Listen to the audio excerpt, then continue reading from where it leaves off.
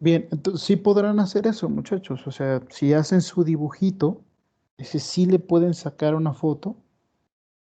Tengan cuidado con que la foto tenga buena resolución, tenga buena iluminación, esmérense en esa parte, porque eso se va a utilizar para la evaluación. Esto va a ser por asignación, o sea, voy a abrir una asignación donde van a subir esto y va a ser individual. Y de nuevo, esta ya es la estructura, así se va a quedar, ¿no? Hay un problema que no tiene datos numéricos. Es más, muchachos, la semana pasada estuve subiendo algunos problemas que se resolvían sin datos numéricos, ¿no es verdad? Sí. Sí. Y recuerdo haber indicado varias veces que esto es como para irlos entrenando, irles recordando que en el examen va a haber un problema sin datos numéricos.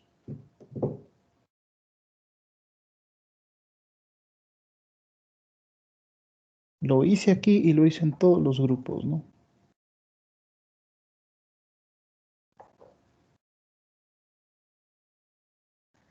Tranquilos, no pasa nada. O sea, mi preocupación es o no me estoy dando a entender o de plano los estudiantes no me están escuchando.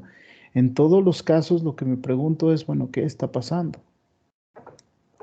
Esa es mi pregunta elemental, esa es mi pregunta de base, ¿no?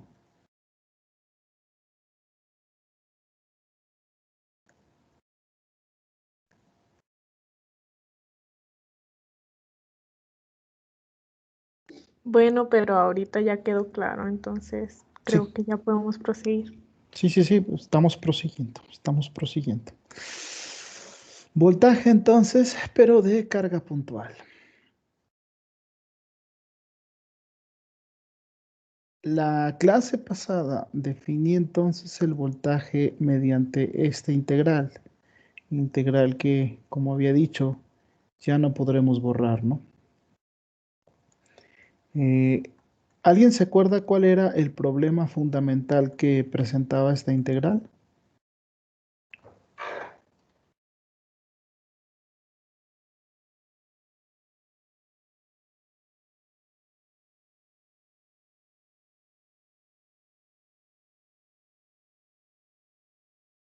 ¿Ok? Algo sobre los ingenieros, ¿no? Que no sabían su significado tal. Ujú. En general, los ingenieros nunca saben decirme qué es el voltaje, pero esta integral encerraba un problema, ¿no? Vamos a repasarlo, ¿no?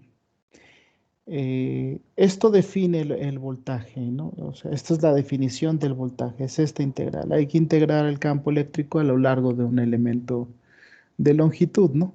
Y vamos a decirlo, ¿no? Eh, E, pues va a ser el campo eléctrico.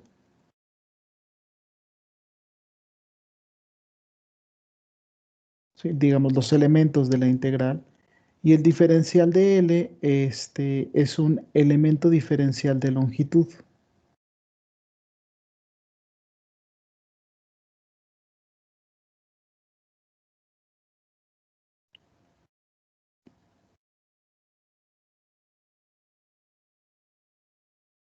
Mientras que C, ¿sí?, es una trayectoria.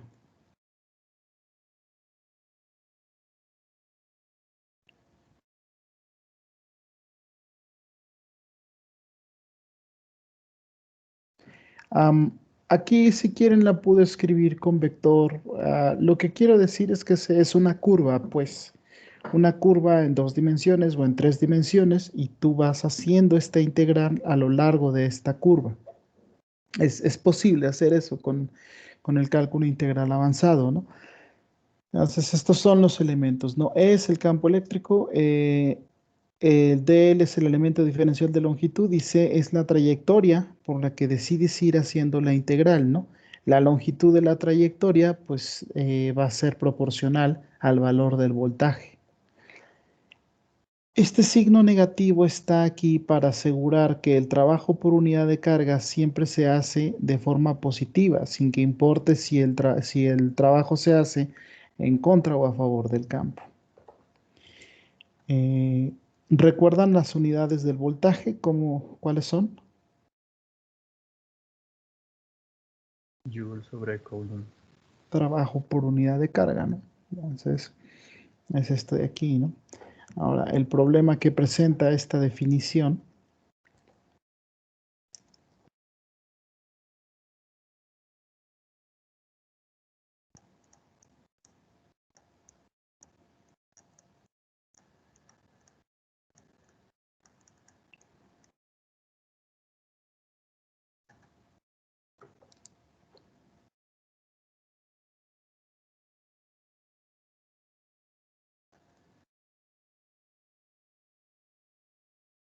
es que el voltaje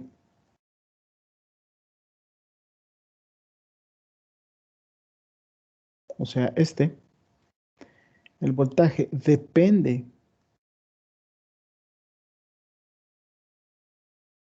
de la trayectoria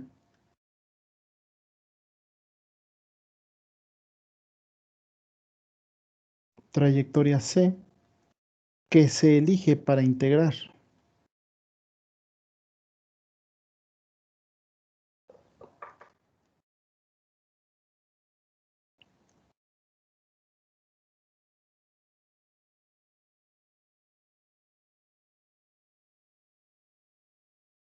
El problema de la definición es ese, ¿no? O sea, el voltaje está dependiendo. Si tú eliges una trayectoria diferente, la integral te va a dar un valor diferente, ¿no? Entonces yo les decía en la clase pasada que esta integral es de hecho más difícil que la integral de Gauss. ¿Dónde radica su dificultad? En que pues, es dependiente de la trayectoria. Diferentes trayectorias dan diferentes valores para la integral, o sea, dan diferentes voltajes, ¿no? Y un ejemplo de esto es sencillo entenderlo, ¿no? Es fácil verlo.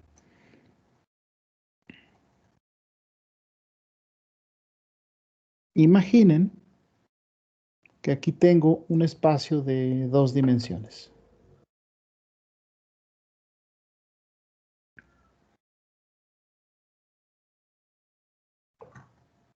Es un espacio vacío de 2 dimensiones.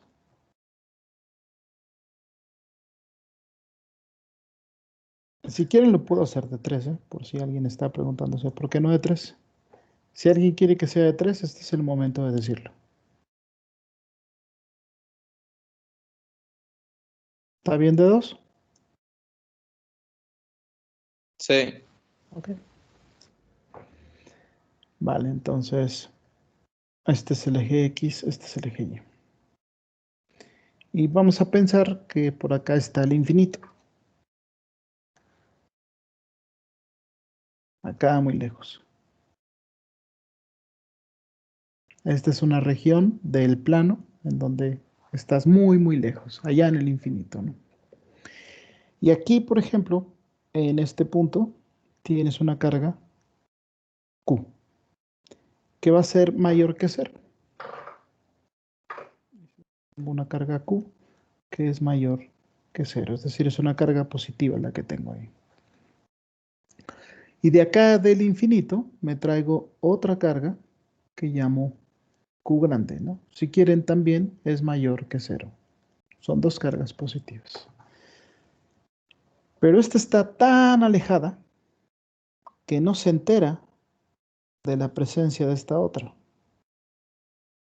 Acuérdense que las líneas de flujo, en este caso son cargas positivas las dos, salen de las cargas positivas. Si no hay cargas negativas, se van a ir infinito de flujo.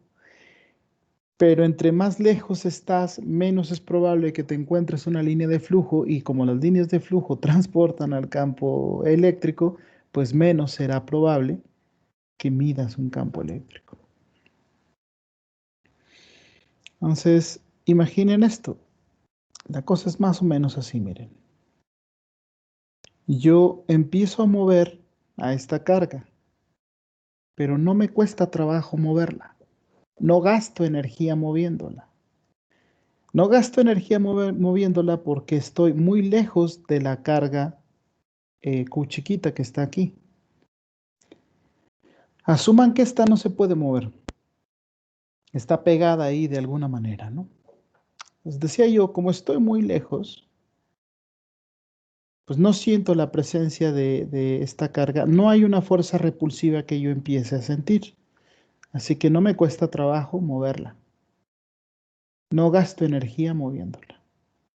Y así sigo hasta que llego a un punto en el que digo, ah, caray, ¿qué pasó? Aquí llego a un lugar en el que empiezo a sentir un efecto de repulsión, ¿no? Y entonces empiezo a ver que cada vez me cuesta más trabajo moverme en esta dirección. Me doy cuenta, por ejemplo, que no gasto trabajo moviéndome así y que de hecho recupero trabajo moviéndome así. Pero cuando vuelvo a ir en esta dirección me empieza a costar más y más trabajo hasta que digo, sí, debe haber una carga aquí porque esto me está costando bastante acercarla, ¿no? Hay un efecto de repulsión hasta que llego a este punto que está aquí. Esta puede ser una trayectoria, vamos a llamarla C1.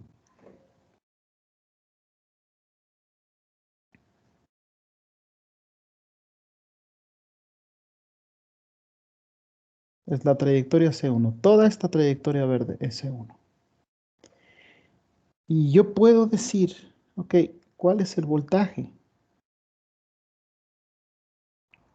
que yo desarrollo moviendo a la carga Q grande a través de la trayectoria C1? Puedo hacerlo.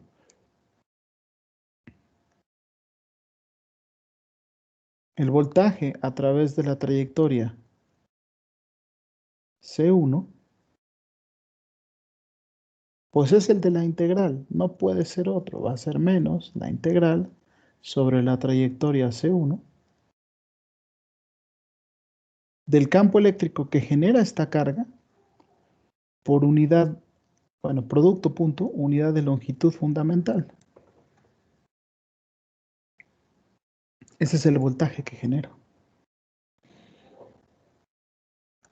Ahora, si me traigo otra carga Q idéntica, desde acá del infinito, estas dos están en el infinito, ¿no? Las dos lo están, ¿no? Y aquí tengo otra carga que es idéntica, también la voy a llamar Q. Es idéntica la carga. Yo ya sé que aquí hay otra carga, ¿no? Entonces decido moverme diferente. Decido, por ejemplo, bajar así, y luego así, y luego así, y luego así, y llego aquí, otra vez. Ahora me fui por una trayectoria distinta, la voy a llamar C2. Entonces voy a tener también asociado un voltaje a C2. Ese voltaje puedo calcularlo.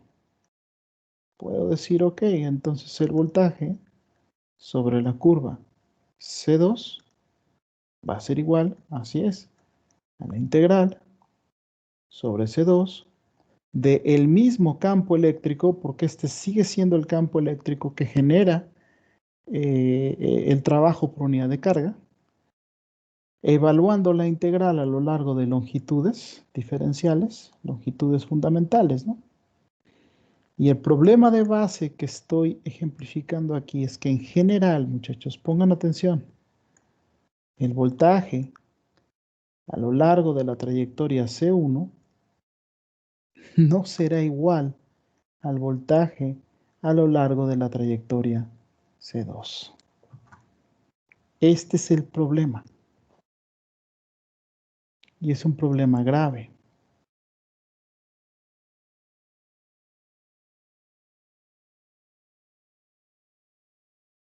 Quiere decir que el voltaje no está definido de manera única.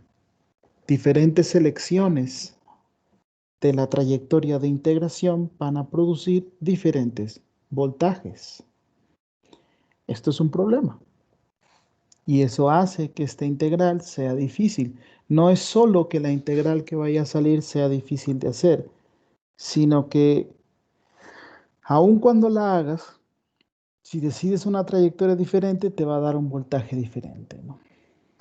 Ahora, en física, estas leyes que dependen de diferentes perspectivas no sirven. O sea, si tú tienes una ley física, pero depende de por dónde recorres, no tiene sentido, no tiene ninguna aplicación. Piénsenlo de esta manera. Les voy a dar una explicación que es un poquito más adecuada en este contexto. Miren, el trabajo es fuerza por distancia. ¿Están de acuerdo? Sí. Aunque realmente el trabajo es igual a la integral de la fuerza por unidad de desplazamiento, ¿no? Desplazándote desde un tiempo inicial hasta un tiempo final. Bueno, realmente no.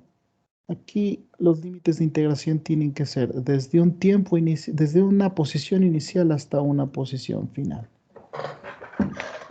Al final del día el trabajo es una integral. Y si recuerdan la clase anterior, nosotros repasamos el concepto de energía mecánica total. Decíamos de la energía mecánica total que es tomar toda la energía cinética y sumarle toda la energía potencial. ¿Se acuerdan? Sí. Más aún, sabemos quiénes son las funciones que forman a la energía mecánica total. Un medio de la masa por la velocidad final al cuadrado menos la velocidad inicial al cuadrado forma la energía cinética, más la masa por la gravedad por la altura final menos la altura inicial. Es decir, conocemos a las funciones con las que nosotros determinamos la energía mecánica total. Y finalmente, muchachos, en física, ¿qué significado tiene la conservación de la energía? ¿Cómo escribo la conservación de la energía?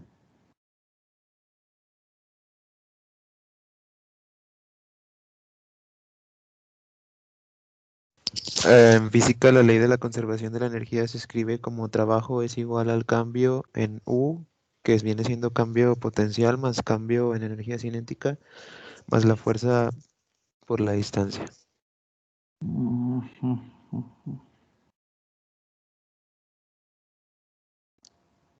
Sí, es correcto, es el cambio en la energía. ¿Cómo me aseguro de tomar en cuenta el cambio en la energía globalmente?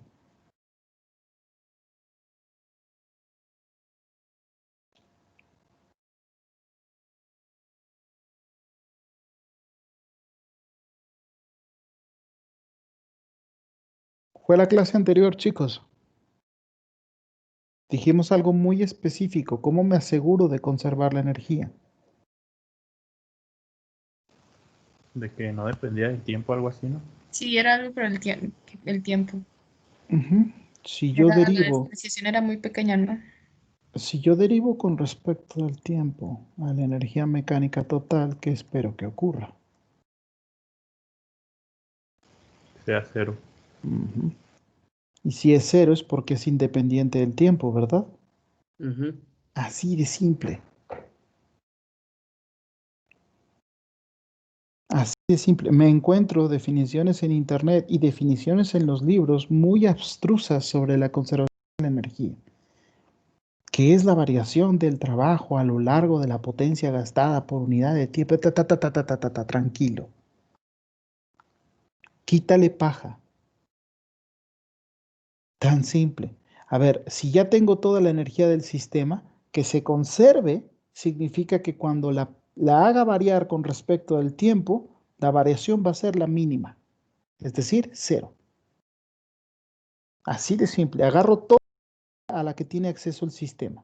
Yo derivo eso con respecto al tiempo y me tiene que dar cero. Así estoy seguro que estoy conservando la energía. E hicimos un ejemplo, ¿no? Un ejemplo numérico, ¿se acuerdan? Sí. ¿Sí? Tomábamos un objeto que dejábamos caer por una cierta altura, pero sin que importara en qué parte del recorrido, en la caída del objeto nos fijáramos, siempre nos daba los mismos joules de energía, ¿sí se acuerdan? Sí. Y como consecuencia, pues al derivar una constante, vamos a tener cero. Y dijimos, ah, ahí está, la energía se está conservando. Muy bien. Y lo hicieron bastante bien, lo recuerdo. Calculaban lo que les pedía. Ok. Mi pregunta ahora es esta.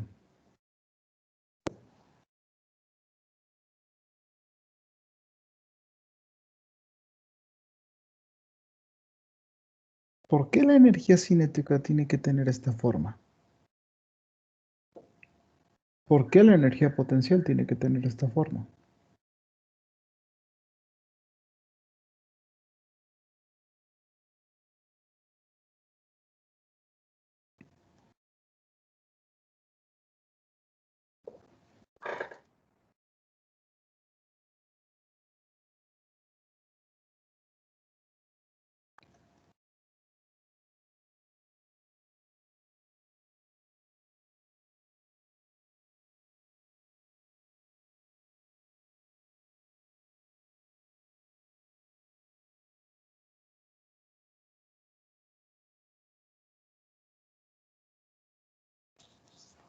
Es una pregunta legítima. O sea, ya vimos que si la sumo, me dan siempre una constante sin que importa a qué altura tenga el objeto y qué velocidad tenga el objeto. Y sin que importe si el objeto lo lanzo en tiro parabólico, caída libre, tiro vertical, lo pongo en órbita, lo mando de un planeta a otro, sin que eso importe. Yo todo lo que necesito saber es cuánta cinética y cuánta potencial. La pregunta que me parece legítima es, ok, ¿por qué tienen que tener esa forma? ¿Alguien puede responderme por qué? Bueno, yo por lo que creo es que puede tener una variación en los cálculos muy mínima. O sea, puede variar Ujú. Yo si no puedo tiene esa forma. demostrarte que puedo demostrarlo, Asael. Asael, ¿verdad? Sí, ¿verdad? Sí, Sí, Asael, yo puedo probar matemáticamente, analíticamente, que no hay variación, que esto siempre es cero y que mm, las desviaciones numéricas son eso, desviaciones numéricas, es culpa de la máquina que estás utilizando para hacer los cálculos, porque cometen errores. Y no solo lo puedo hacer yo, o sea, es una consecuencia directa. De hecho, es una consecuencia directa de la razón por la que tienen la forma que tienen, Asael.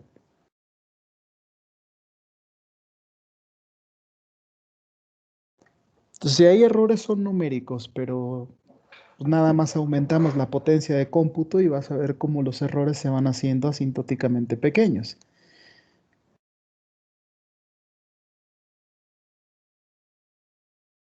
Pregúntense eso, ¿no? ¿De dónde surgen estas fórmulas?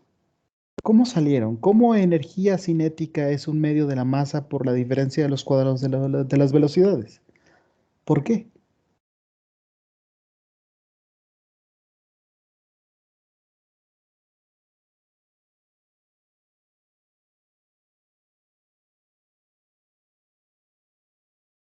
Dense cuenta que lo que quiero hacer es estimular en ustedes la duda. No espero que me respondan. Sería genial que alguien me respondiera. Pero si no encuentran la respuesta, no se sientan mal, muchachos. Estoy logrando lo que quiero. Lo que quiero es que lo pongan en duda. No sé si lo estoy logrando, muchachos.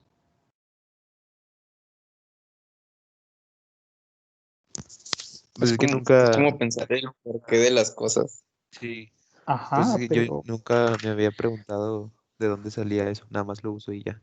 Ajá, nada más lo Dudas usamos y punto. existenciales. Fíjate que no es existencial, es todo lo contrario, es práctica. Porque qué tal que si podemos responder a esta pregunta, podríamos responder otras que se le parezcan. Podríamos entender mejor cómo funciona el cosmos.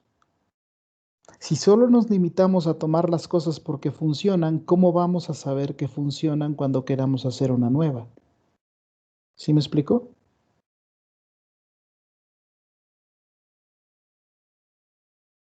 Sí. Sí, profe. ¿Sí? Y es que es muy extraño porque dices, bueno, es que son funciones, van cambiando. Una depende de la velocidad, la otra de la altura. Pero está raro porque no importa cómo cambian, cuando las derivo con respecto al tiempo siempre dan cero porque son tales que dan una constante, sin que importe la diferencia de velocidades, sin que importe la diferencia de alturas.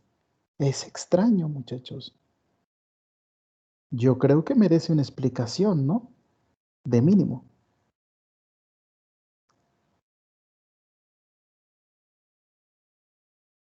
Entonces sí, lo que persigo ahorita es sembrar esa duda, ¿no? Y espero haberlo logrado porque ahora lo que voy a hacer es responder. ¿Están listos? ¿O todavía están formulándose la pregunta? Todavía la estoy formulando, profe, pero sí, estoy listo. ¿Los demás qué tal?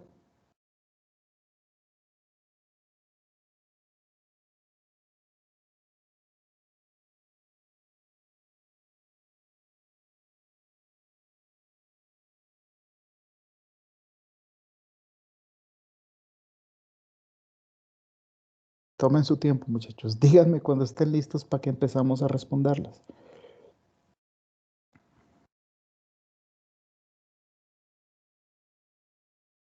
Profe, Ujú. sobre esa pregunta quería preguntarle de que si es un poco de física cuántica. No, ¿Mm? no. Nada que ver. No, esto es física fundamental. Física fundamental.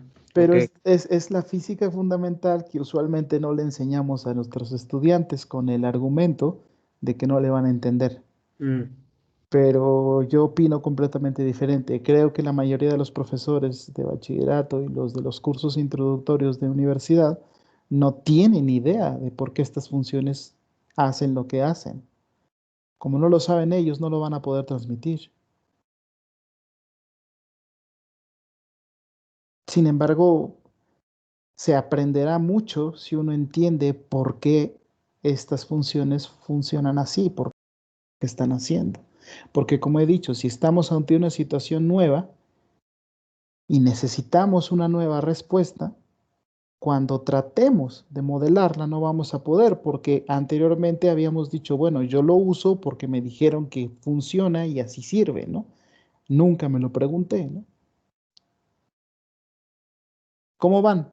¿Ya se formularon la A lo pregunta? mejor sí Ya, te lo preguntas, pero no supiste contestarlo. tal vez. Tal vez, pero acuérdate que en este momento lo que me importa es que se formulen esta pregunta, entiendan el valor que tiene, sentarse un momento y decir, ah, chingado, pues sí, ¿no? ¿De dónde salieron? ¿Por qué? No quiero avanzar hasta que no hayan hecho ese proceso. ¿Están listos o no?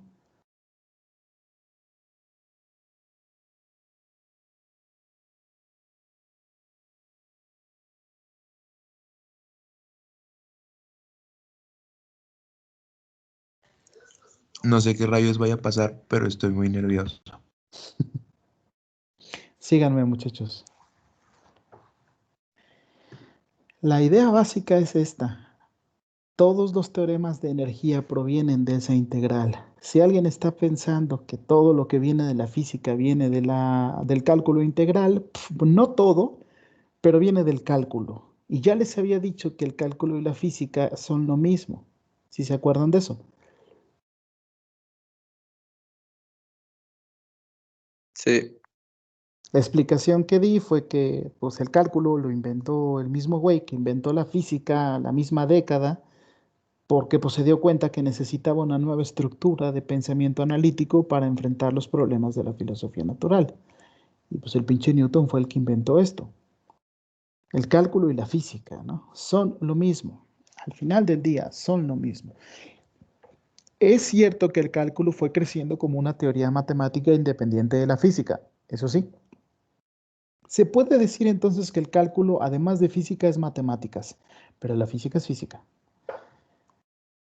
Entonces, por ahí vamos a partir, pero voy a escribir un par de resultados elementales de cálculo diferencial e integral. El primero es les recuerdo esto, ¿no?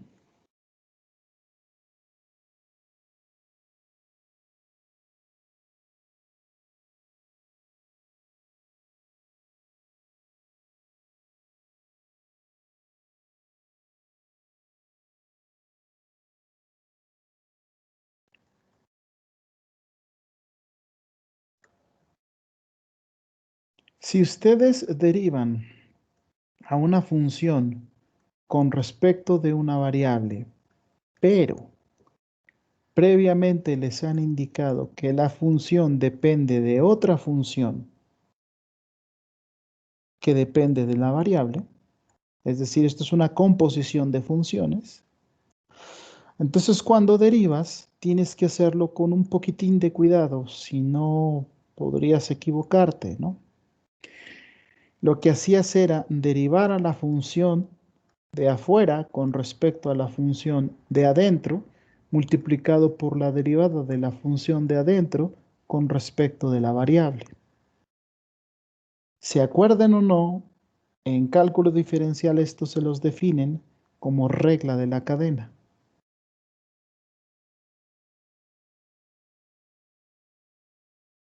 Ah, sí, pero yo otra estructura. Ujú. Con unas U y Bs, ¿no? Sí, con una, ajá, con Sí, esas. también puedo, mira. Si U depende de B y depende de X, cuando tú quieras derivar a U con respecto de X, vas a tener que hacer la derivada de U con respecto de B por la derivada de B con respecto de X. ¿Será así? Sí, sí, sí. Sí, También me lo sé con H y con K, con M y con N, con cualquier par de funciones que se Sí, defina. pues es lo mismo. Es lo mismo, ¿no? Es la regla de la cadena, ¿no? Y por si alguien está así como que yo todavía no me acuerdo de eso, llevé un curso muy Profe, malo, profe. Ajá. pero es que, bueno, yo la regla de la cadena por fórmulas, por así decirlo, ¿verdad? Obviamente en el cálculo diferencial yo me acuerdo que era bajar el exponente y luego por el mismo, por la misma función que tienes y luego lo multiplicas por la derivada de la función, que en este caso viene siendo lo mismo, pero pues estructurado Ujú. diferente. No, no está estructurado diferente, discúlpame, está estructurado igual. Lo que está ocurriendo es que arriba te lo estoy escribiendo de la manera más general posible. Pero mira, hagamos un ejemplo. Tú y yo vamos a estar de acuerdo. Mira, vamos a derivar esto. ¿Cómo le hacías? Decías, ok, yo lo que estoy viendo es que esto que quiero derivar en realidad es x al cuadrado menos 1 al exponente 1/2, ¿no es verdad? Ajá. Sí, sí es. Entonces, ¿qué es lo que tú hacías? Decías, bueno, Yo ajá, ¿qué hacías? bajaba el 1/2 y luego dejaba la función tal cual y sacaba la derivada de la función de paréntesis. No es cierto. Dejabas a la función y a 1/2 le restabas 1. Ah, claro, sí, sí, sí, eso sí. Ajá. Y luego ya lo multiplicaba por lo que tengo adentro de los paréntesis. Ujú. No por lo que tienes adentro, por la derivada de lo que tienes adentro. Así es. ¿Sí? Ahora, fíjate en esto. Vamos a decir quiénes son qué funciones, ¿no? La función f es saca raíz cuadrada, mientras que la función g que depende de x es toma el cuadrado de un número y réstale 1. ¿Me estás siguiendo? Sí, profe. Entonces, al momento de hacer, voy a hacer la función f evaluada en la función g que está evaluada en la variable x, pues claro, dices, ah, ok, entonces a la función eleva al cuadrado y réstale 1, extráele la raíz cuadrada. Es una función compuesta. Entonces, como es una función compuesta, cuando tú quieras derivarla, vas a decir, ah, bueno, quiero la derivada de f con respecto de x. Sí, sí, sí, chingón. Va a ser la derivada de f con respecto de g, con respecto a sacar raíz cuadrada, multiplicado por la derivada de g con respecto de x. Y aquí te puedes dar cuenta que este término corresponde a este y este término corresponde a este, ¿no? Ujú. Sí, es eso. Entonces, efectivamente, es la regla de la cadena, ¿no? Es importante que la regla de la cadena se entienda y se utilice en su contexto analítico estándar, ¿no? De tal manera que no importa con qué letras o con qué fórmulas se las escriban, ustedes siempre la puedan reconocer, ¿no? Y ya, si quieres, terminamos la derivada, ¿no? Nada más para no dejarla ahí, ¿no? Sería 1 sobre, de hecho, haciendo las cuentas ya totales, a mí me sale así. Me sale a x partido por la raíz cuadrada de x al cuadrado menos 1. Así es, a esto me sale a mí. Porque la derivada de x al cuadrado menos 1 va a ser 2x, el 2 se elimina con el 2, el x al cuadrado menos 1 a la menos 1 medio es esa raíz, ya está. Sí, sí, sí. Entonces es the chain rule, la regla de la cadena. Esto se los enseñan de forma competente en cálculo. Entonces vamos a tener que tener a la mano la chain rule, ¿no? La regla de la cadena. Le digo, ¿usted a quién se me figura, profe? ¿A quién? No sé si conozca, bueno, más o menos como enseña. No sé si conozca a un youtuber que se llama El Traductor de la Ingeniería. Es de Argentina. No, Si no lo tiene chance, conozco. chéquelo. Él te explica así tal cual de dónde vienen todas las cosas y cómo sacas la derivada de cualquier cosa por el método del teorema, este, del teorema del cálculo. Sí, Y con así, el límite, ¿no? La sí, definición tal de... cual, o sea, te lo explica todo, todo, todo, toda la teoría y de ahí te salen las cosas. Y siempre te pregunta, ¿pero por qué? ¿Por qué? ¿Por qué? Y así hace cuenta. Pues es que sí, bueno, hay algunas personas que somos adictos del significado. ¿Por qué es cierto? O sea, una cosa es ver que algo es cierto. Acá ya trabajamos a este nivel, ya vimos que esto es cierto, lo hicimos con un ejemplo y podemos repetir muchos ejemplos diferentes y siempre va a ser cierto. Pero hay algunos espíritus que nos preguntamos por qué es cierto. Y la razón de eso es que sabemos que cuando somos capaces de responder a estas preguntas, ¿por qué es cierto? Quizá podamos responder otras si es que esta estructura se vuelve a presentar. Esa es la motivación básica, ¿no? Y bueno, hay una motivación práctica también de por qué se procede a veces de esa manera. Yo siempre he estado firmemente convencido de que a veces el estudiante tiene que ver al menos una vez en su vida por qué funciona lo que se le está transfiriendo. Y esa es una idea bastante fuerte en mí, ¿no? Creo que se nota bastante, ¿no? Otra que es interesante es esta, cómo derivar con respecto de x a u a la n. La derivada de u a la n será n veces u a la n menos 1 por la derivada de u con respecto de x. Esto es por regla de la cadena. Fíjense que lo que estamos haciendo es apoyarnos en la regla de la cadena para escribir esta cosa. ¿Qué otra cosita vamos a necesitar? Sí, de cálculo integral. Necesitamos recordar que si tú integras a la derivada con respecto de x de una función, eso es lo mismo que derivar con respecto de x a la integral de f con respecto a una función, y eso es lo mismo que la función. Es decir, derivar y después integrar es como si se hubiesen cancelado la derivada con la integral. Integrar y después derivar es como si se hubiesen cancelado la derivada con la integral. Son funciones inversas. ¿Vale? Entonces, tengan a la mano estos conceptos que acabamos de repasar. La regla de la cadena, la derivada de un polinomio en términos de la regla de la cadena y el hecho de que la derivada y la integral se enchufan a sí mismas, ¿no? Entonces, ahora sí vamos a entrarle a la pregunta en cuestión, ¿no? ¿De dónde surge la energía cinética, ¿no? Lo ponemos como un subtemita por aquí, ¿no? Vale la pena hacerlo así.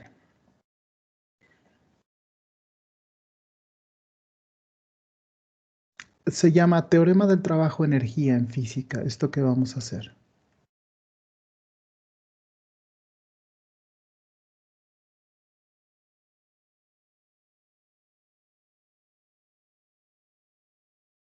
Teorema del trabajo-energía. Le voy a dejar teorema del trabajo, pero en las lecturas de Feynman se lo encuentran así, ¿no?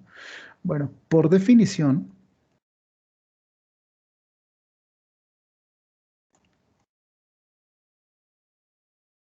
Se sabe entonces que el trabajo es igual a la integral de la fuerza por unidad de desplazamiento, integrando desde una posición inicial hasta una posición final. Esta es una definición. ¿De dónde proviene la definición? Es muy fácil justificarla, ¿eh? Es muy fácil. ¿Sí? La variación del trabajo con respecto a la posición es igual a la segunda ley de Newton. Newton propuso esto. Newton se dio cuenta que fuerza igual a masa por aceleración equivale a decir cuánto trabajo estoy gastando por unidad de longitud. Y de ahí solo despejó e integró en ambos lados y obtuvo la integral anterior. Entonces esa formulación, así que como por definición, mira, tampoco es cierto. En realidad es por leyes de Newton, ¿eh? Pero no entremos tanto en esos detalles, ¿no? Dejémoslo así. Por leyes de Newton, o si lo prefieren, por definición. Eso es el trabajo. Bueno, entonces, como esto es el trabajo, la fuerza tiene que provenir de la segunda ley de Newton, así que en vez de escribir F, voy a escribir masa por aceleración, integrando con respecto de X. Si asumimos que la masa es constante, vamos a echarla para afuera. ¿Sí? Aquí lo que he hecho es asumir que la masa no está variando, ¿no? Y me queda entonces la aceleración. Sí, bueno, pero es que la aceleración es la derivada de la velocidad con respecto del tiempo.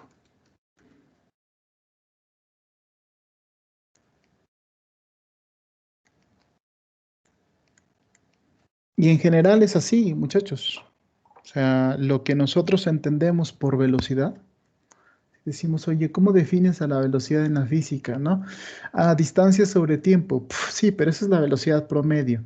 La velocidad instantánea es la variación de la posición con respecto del tiempo, ¿no?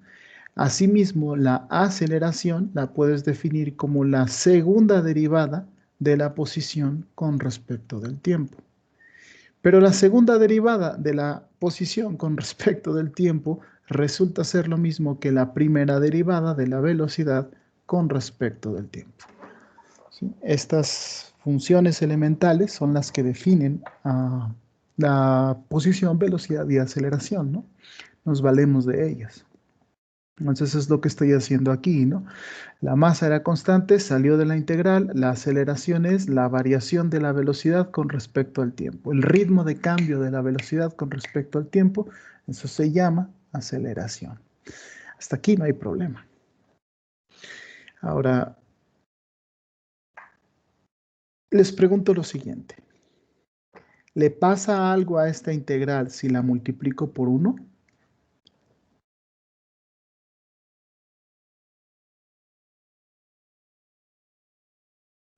No. No le va a pasar nada. Sabemos que en nuestra álgebra toda cantidad multiplicada por la unidad no se modifica. Esa es una propiedad algebraica, ¿no? Vale, entonces voy a escribir lo siguiente y me contestan si están o no de acuerdo.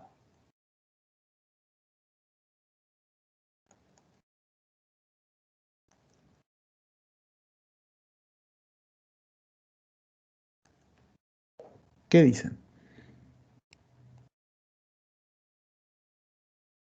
Sí, profe, es lo mismo. Ujú. ¿Lo ven los demás? Sí, profe. ¿Sí? La derivada del tiempo con respecto al tiempo, pues va a ser 1. No hay bronca, ¿no? Vale, mucho cuidado, que aquí viene la trampa. Hay que poner atención.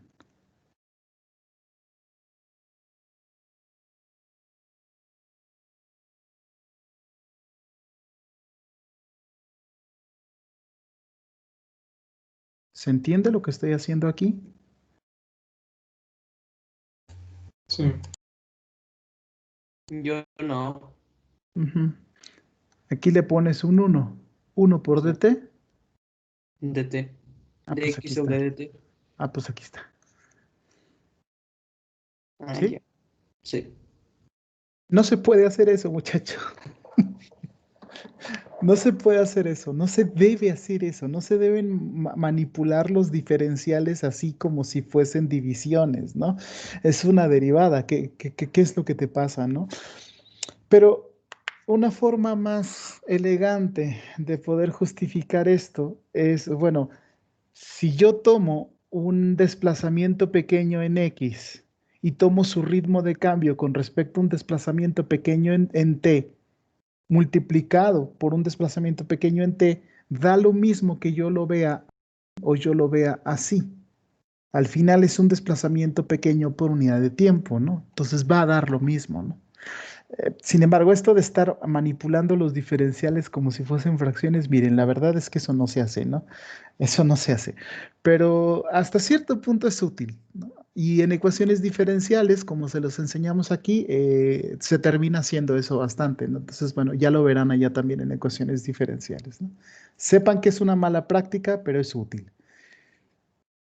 Y los que quieran la práctica correcta, dense cuenta que un desplazamiento pequeño en X se puede llevar a cabo a lo largo de un desplazamiento pequeño en el tiempo, ¿no?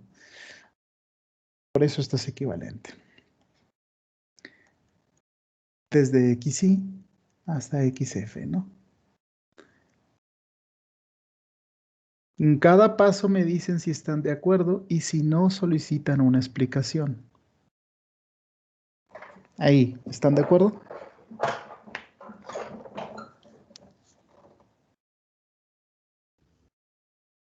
Sí, Explíquemelo, profe, porque yo no.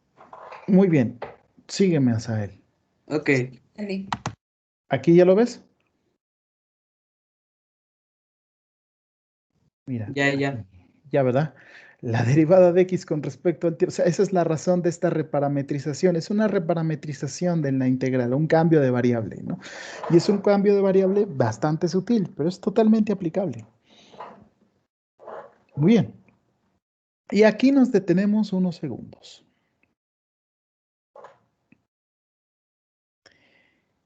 La velocidad es una función del tiempo, tiene que serlo, la estamos derivando con respecto al tiempo. Entonces, la velocidad depende del tiempo, ¿estamos de acuerdo? sí. Ujú. Ojo, los límites de integración están mal, ¿eh? Ahorita los checamos. Entonces, decía yo, la velocidad es una función del tiempo. Entonces, contéstenme esto, muchachos. Díganme, ¿cómo es la derivada con respecto del tiempo de la velocidad al cuadrado?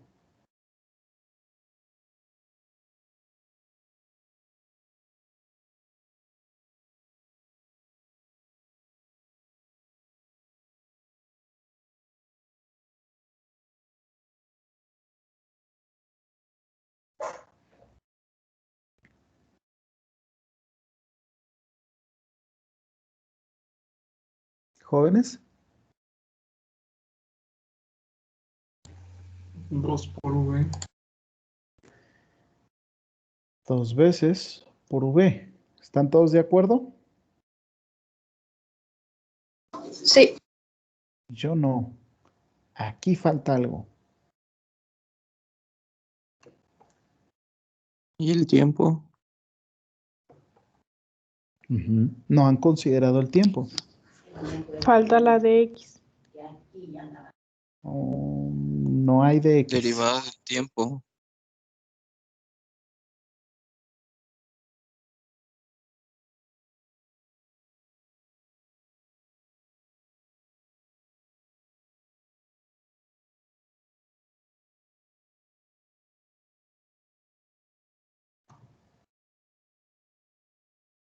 Miren. ¿Qué dice ahí? Derivada con respecto de X, en este caso de U a la N, es N U a la N menos 1 por la derivada de U con respecto de X, ¿no? Sí, Ok. Cambien las variables. En vez de X, usen T. ¿Qué está faltando aquí? el tiempo. No Es falta el tiempo. derivada de v con respecto Así de es. tiempo. La derivada de V con respecto del tiempo. ¿Sí están de acuerdo? Miren, vean este y compárenlo con este.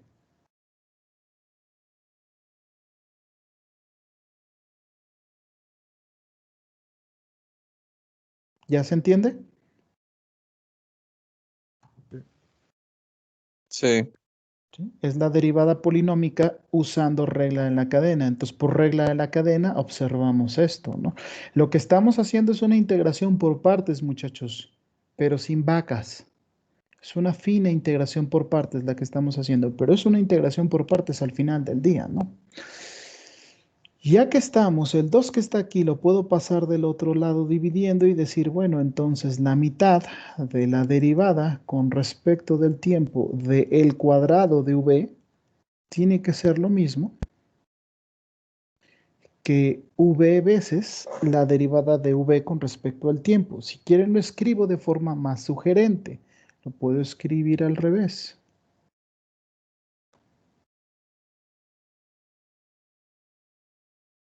Y no sé si lo ven, pero este término está ahí en la integral.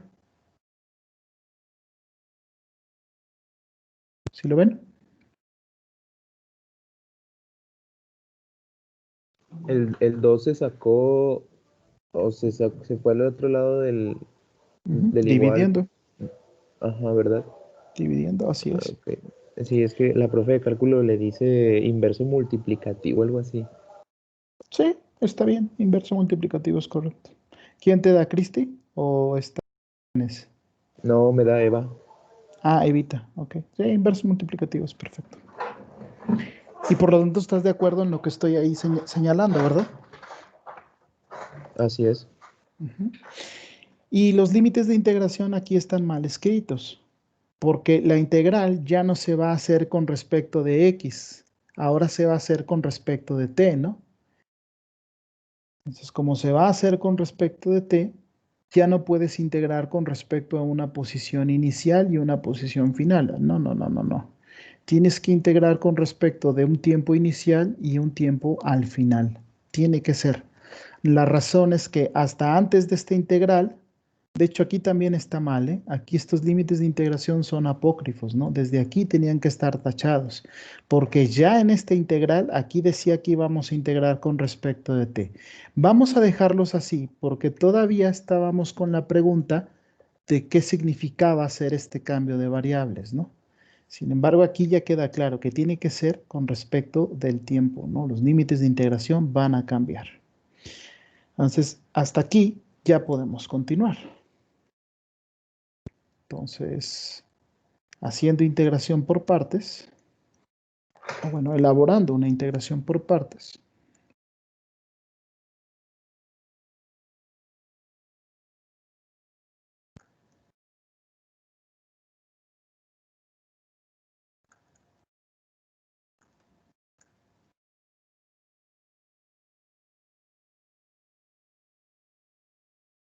Sí, jóvenes, lo que hemos hecho es una integración por partes.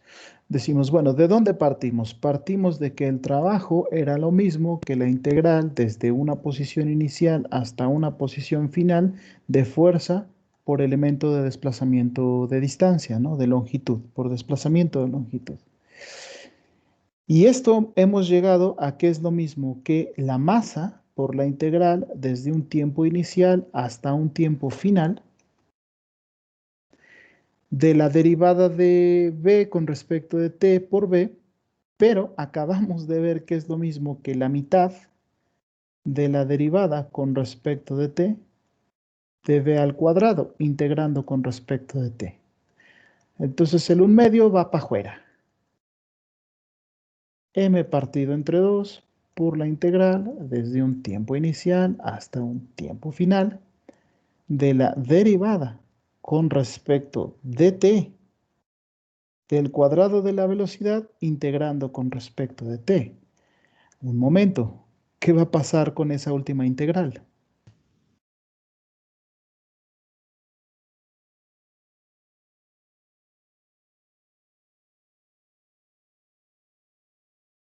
Vamos a ver. ¿Qué dice aquí abajo? Se va a derivar, ¿no?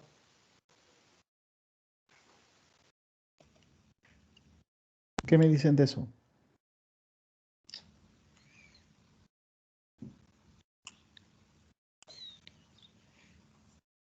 ¿Se acuerdan cómo se lee esta propiedad? Esta de aquí.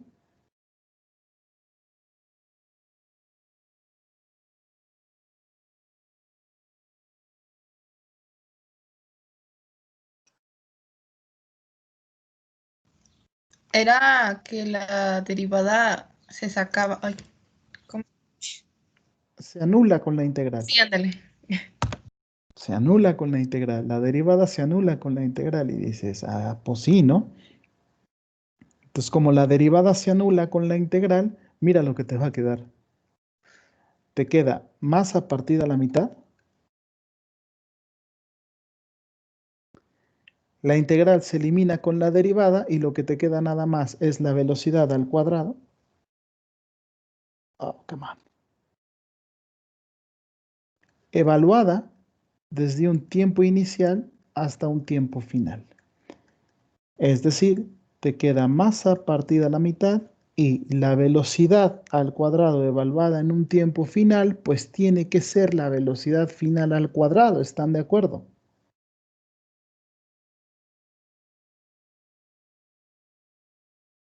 Sí. Menos la velocidad evaluada en un tiempo inicial. Y la velocidad en un tiempo Esa sería inicial, la diferencia, ¿no? Entre esas dos. ajá. ¿Y esto cómo se llama? Energía cinética. Energía cinética. De ahí viene la energía cinética, de la integral. Ya contestamos Wow. una. ¿De dónde Todo, surgen todo las fórmulas? esto, todo Ajá, esto se lo aventó Isaac Newton. sí. Oh, ese vato. Y él solito, de los cojones, ¿no? ¿Qué sé yo de dónde le haya salido? Él solo. Ahora, él no usaba esta notación. Él no integraba así y no escribía las integrales así. Pero las definiciones y el concepto de integral y de derivada sí que los tenía muy claros Newton. La notación esta no la usaba. Esta notación se la debemos a mi compadre Godofredo Leibniz. Les pongo una foto de Godofredo Leibniz. Es otro de esos tipos guapos, ¿no? Los retratos que se conservan de Leibniz son preciosos. Son un ejemplo de la época victoriana, ¿no? De cómo la gente con dinero se retrataba, ¿no? Su nombre era Gottfried Wilhelm Leibniz, pero en realidad se llamaba Bernhard Christopher Franklin Gottfried Wilhelm Leibniz. ¿Era alemán? Era alemán, sí, sí, era Bernhard Christopher Franke Gottfried Leibniz. William Leibniz. A los compas, Christopher. A los compas el Leibniz, ¿no? Es que Leibniz. Para los compas más de rancho, así como nosotros aquí en el campesinato de Saltillo, Coahuila, es el Leibniz, ¿no? Entonces, algún día me verán borracho hablando de Leibniz, diciendo cosas maravillosas del señor Leibniz, ¿no? Otro de los grandes seres. Vean este retrato que se conserva de él en la Universidad de Göttingen, en Alemania.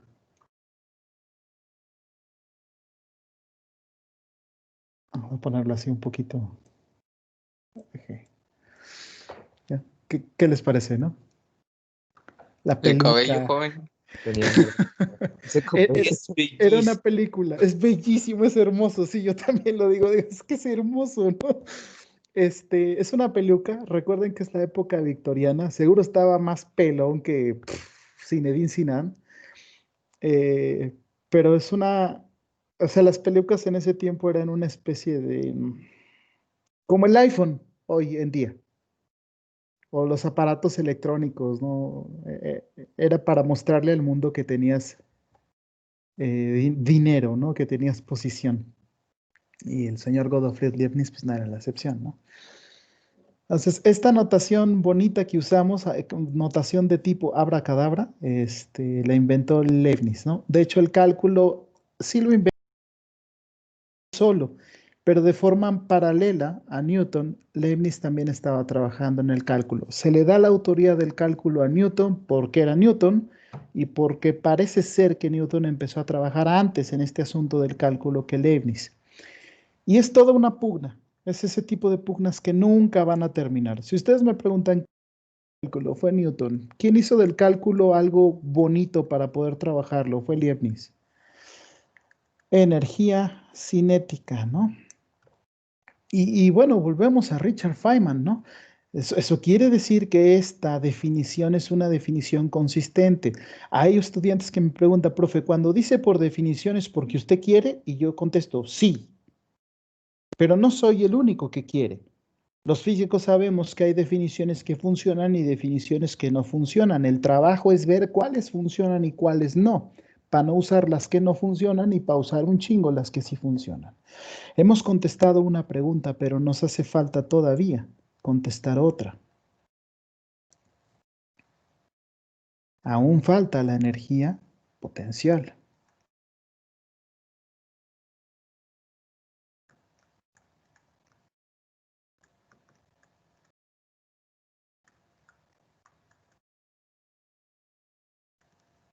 Y la energía potencial tiene que salir del teorema del trabajo energía, no va a salir de ningún otro lado. Perdón, X inicial, X al final.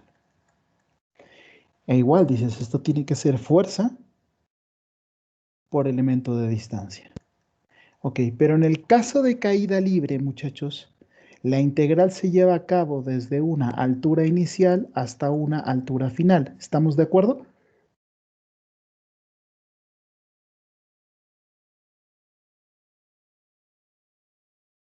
Sí, un objeto que esté cayendo Sí. libremente, ¿no? Sí, tiene que ser así.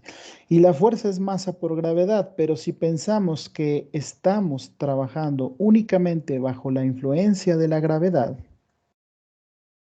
pues estamos usando la constante 9.81 metros sobre segundo al cuadrado, ¿qué no es cierto?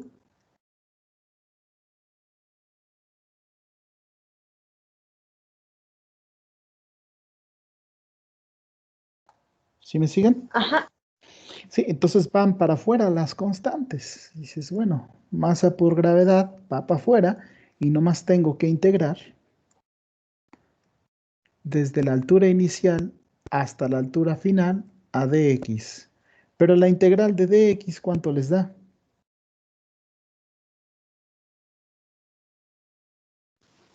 D. No, x. Ah, ok. Valuado desde una altura inicial hasta una altura final. Y ya está. Más nada, ¿eh? Más nada. Resulta que el trabajo, en el caso de caída libre, también será masa por gravedad por la diferencia de alturas. Entonces, esto será masa por gravedad por x evaluado en la altura final, pues altura final, compadre, menos x evaluado en altura inicial, pues altura inicial. Y ya está. Esto también lo conocemos como energía potencial. La energía potencial resultó ser más fácil de obtener. Ahí está. Ya sabemos de dónde salen las funciones ante la pregunta ¿por qué estas funciones tienen esta estructura, no? Pues porque las leyes de Newton son un conjunto autoconsistente de postulados sobre la realidad. Autoconsistente quiere decir que usando únicamente las leyes de Newton puedes deducir todas las consecuencias posibles de un sistema mecánico. Una de las consecuencias que tiene un sistema mecánico, y qué bueno que tiene esa consecuencia, es que te conservan la energía. Y esta integral, la integral de fuerza por unidad de distancia, te conserva la energía. Es en esto en lo que pienso, muchachos, cuando recuerdo lo fácil que es entender conceptos físicos. Fíjense que no necesitamos mucho de cálculo para poder entenderlo. Es muy poco lo que se requiere.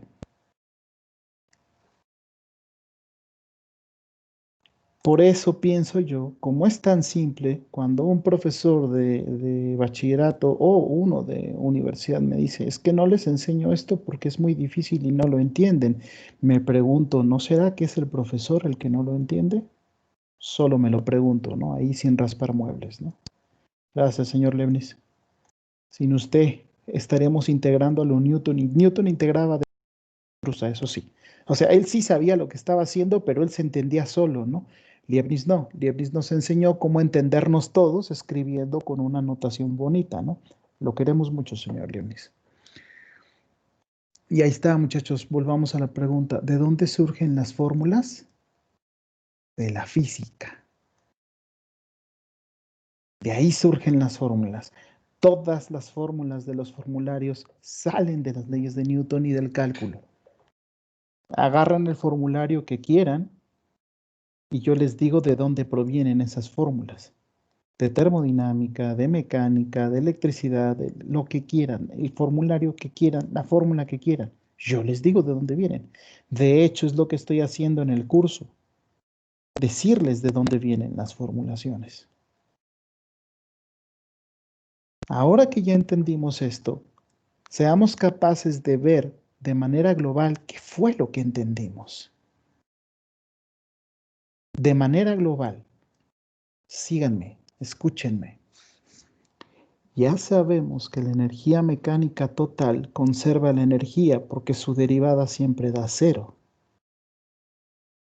Sabemos cómo establecer la energía mecánica total. Tomamos toda la energía cinética y sumamos toda la energía potencial. ¿Por qué esas funciones conservan la energía?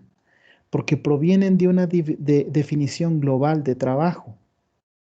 Si alguien no se ha dado cuenta, dése cuenta ahorita. Hemos entonces concluido aquí que el trabajo es energía cinética, pero más abajo también concluimos que el trabajo es energía potencial. Y esto no es una confusión de términos, todo lo contrario.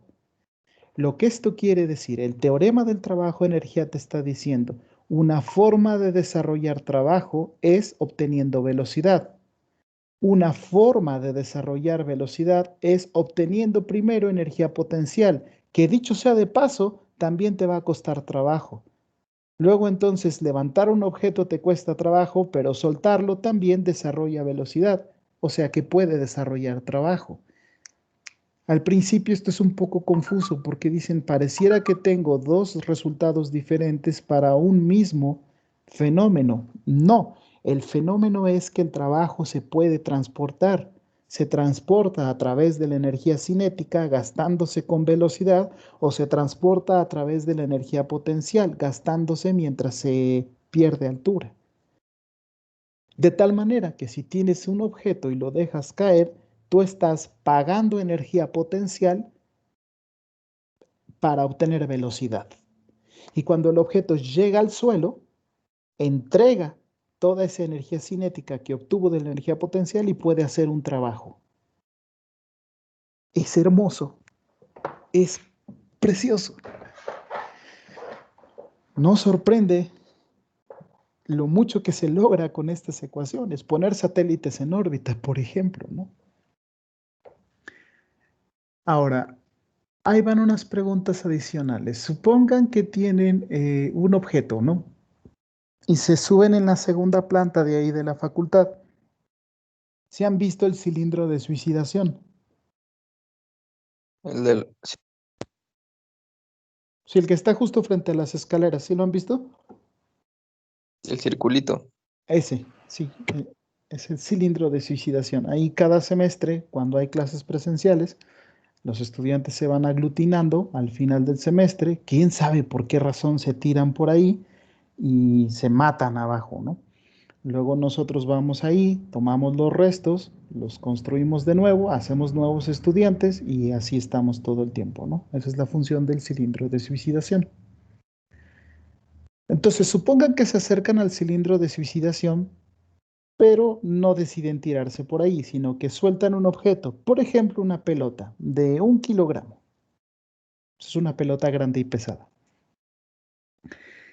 Si saben la altura, pueden entonces calcular cuánto tiempo tarda en caer, pero más importante, cuánta energía potencial va a desarrollar al momento, perdón, energía cinética va a desarrollar al momento de soltarla.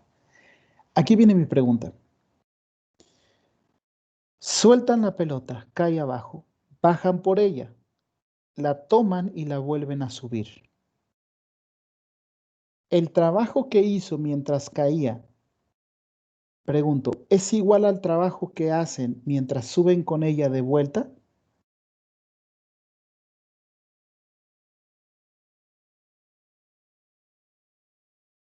No, ¿Qué me dicen?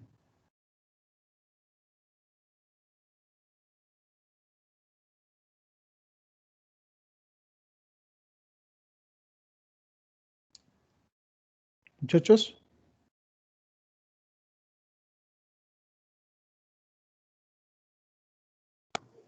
no. ¿seguros que no? Sí. O sea, miren, ah,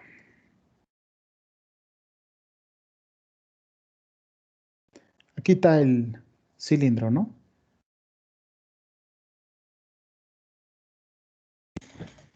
Yo digo que no. Ok. Y aquí están ustedes.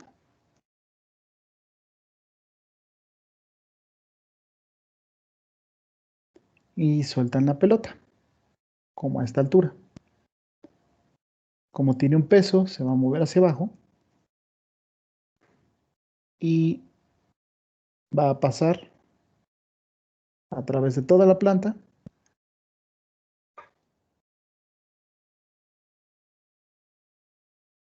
hasta que llegue por aquí, digamos.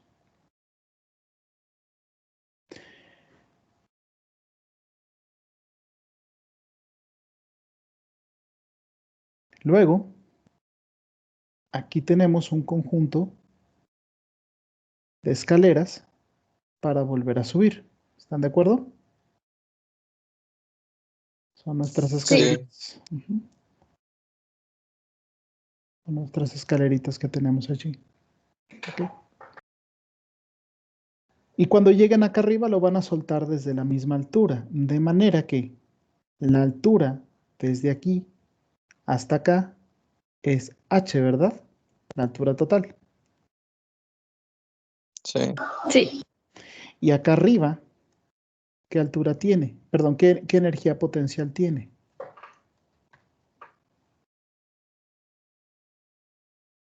Pues tiene la masa de la pelota multiplicado por la gravedad multiplicado por la altura, ¿no es cierto? Sí. Ok, Sí.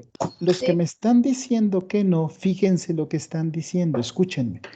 Lo que yo pregunté es, suelto la pelota y va a desarrollar energía, ¿no? Energía cinética.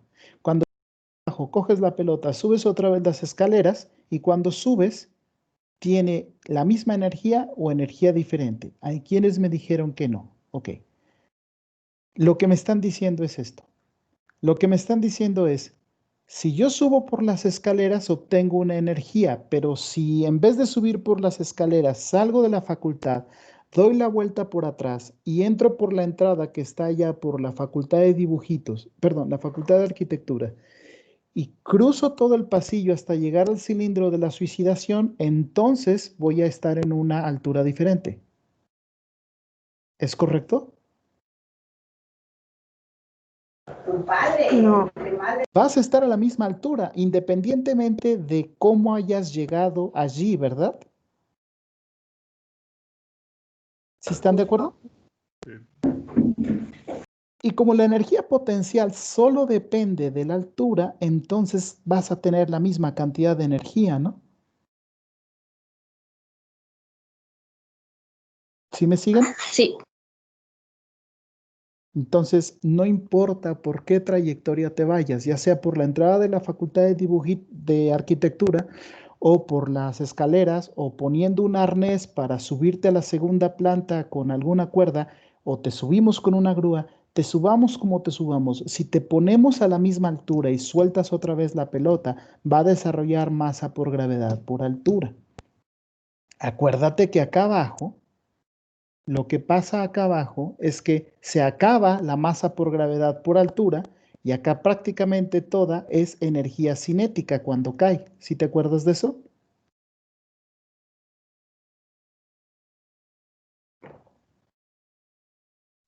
sí. O sea, aquí prácticamente la energía mecánica total es energía cinética y aquí prácticamente la energía mecánica total es energía potencial, pero el número es siempre el mismo, sin que importe si subiste por las escaleras, por la otra entrada, por donde fuera. Siempre es la misma energía. Entonces, podemos concluir sin lugar a dudas que el trabajo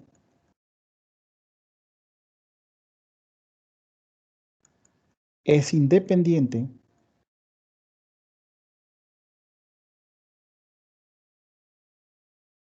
de la trayectoria.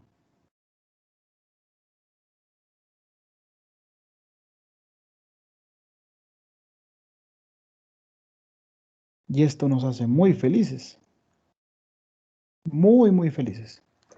El trabajo es independiente de la trayectoria. O sea, da lo mismo que yo me suba por las escaleras y suelte la pelota o que busque cualquier otra ruta. Con tal de que me encuentre siempre a esa altura, cuando la deje caer va a desarrollar la misma energía cinética y va a obtener la misma energía potencial al principio. ¿Cómo ven? Sí estamos de acuerdo, ¿verdad? Sí, Perfecto. Hermoso. Esto Te es hace hermoso. pensar. Sí, lo sé, la física tiene esas características. Por eso es que la queremos. Bueno, entonces es independiente. ¿Sí? Quien lo esté pensando, trate de imaginar una trayectoria tal que no los deje en la misma altura. Siempre van a poder encontrar una trayectoria que los deje en la misma altura, ¿no? Entonces el trabajo es independiente de la trayectoria. Vean el problema ahora. Si volvemos a electricidad y magnetismo, justo eso está ocurriendo aquí, pero chin. Aquí el voltaje, que es trabajo por unidad de carga, está dependiendo de la trayectoria. ¿Se entiende ahora lo que estoy tratando de decir? ¿Por qué esto?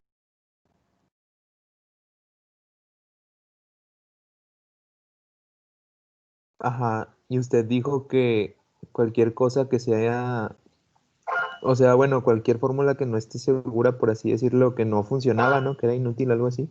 Sí, es completamente inútil, porque si depende de la trayectoria, es así más o menos, ¿no? Es así más o menos. Si en mecánica el trabajo dependiera de la trayectoria, ¿no? A ver, agarramos a esta Yasmín, ¿no?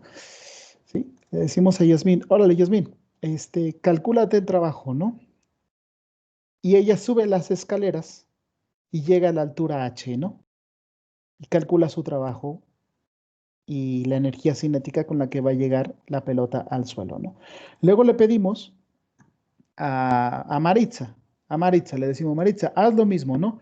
Pero en vez de irte por donde se fue esta Yasmín, lo que vas a hacer es, coges la pelota, te sales por la entrada principal, das toda la vuelta por el jardín, entras por atrás por la facultad de por la facultad de arquitectura y caminas todo el pasillo hasta que llegues al cilindro de la suicidación. Y es como si una hubiera calculado una energía cinética y la otra hubiese calculado otra energía cinética por el simple hecho de haber ido por trayectorias diferentes. Sería muy extraño, ¿no?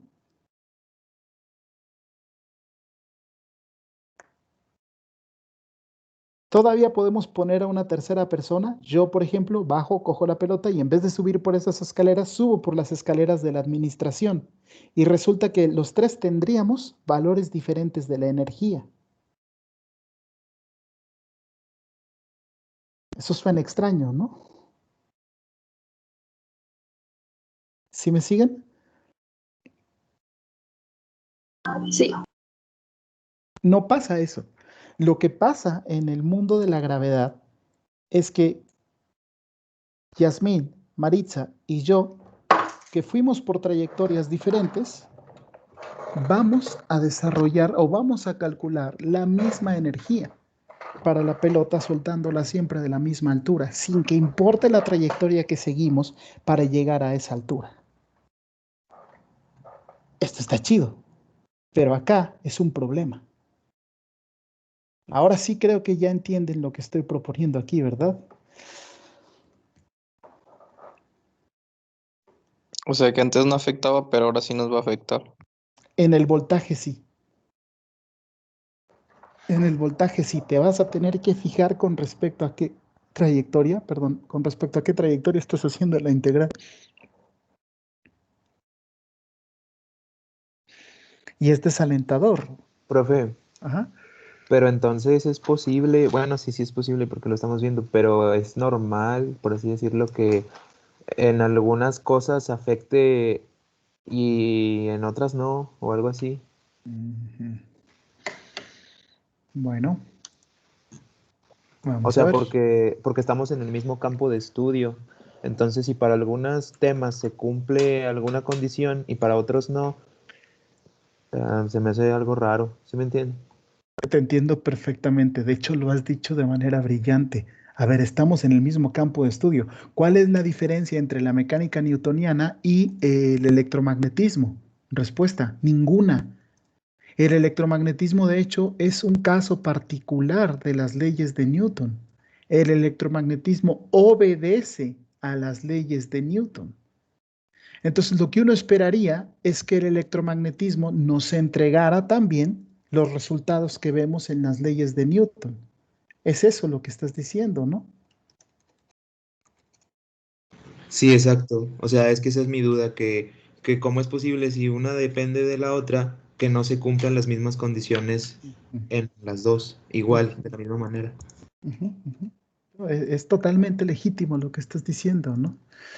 Bueno, para cuando la gente, la raza estaba analizando este asunto de la electricidad, surgían esas preguntas constantemente, pero en ese tiempo la raza no sabía que el electromagnetismo tenía que responder igual que las leyes de Newton. Algunos pensaban que era una teoría diferente, otros pensaban que era una teoría equivalente, pero nadie pensaba que fuese de hecho una teoría compatible. Vamos a dejarlo aquí en claro. Entonces, cuando esto pasa, lo que ocurre con los físicos es esto, ¿no? Ah, cuando esto ocurre, que te salen integrales que dependen de la trayectoria, esto es lo que ocurre.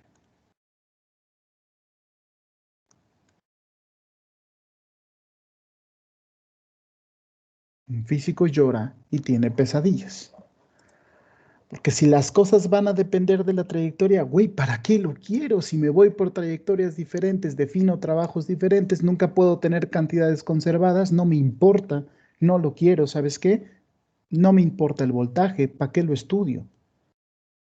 Y entonces a los inicios del electromagnetismo, cuando la raza experimentalmente se empezó a dar cuenta de que esto estaba ocurriendo con estas definiciones, muchos se desalentaron completamente, sobre todo porque la teoría matemática que se había desarrollado hasta ese momento les dejaba en claro que el voltaje iba a depender de la trayectoria. Dos nombres surgen aquí, André-Marie Ampère y por supuesto Michael Faraday. Mikey pensó lo siguiente: ¿qué tal que existe un conjunto de campos eléctricos para los cuales de hecho es cierto que el voltaje no depende de la trayectoria? Pero como no era el caso general, personas como André-Marie Ampère pensaban, pues sí, pero a lo mejor son casos muy extremos que casi no existen en la naturaleza y no tiene sentido estudiarlos. Aquí,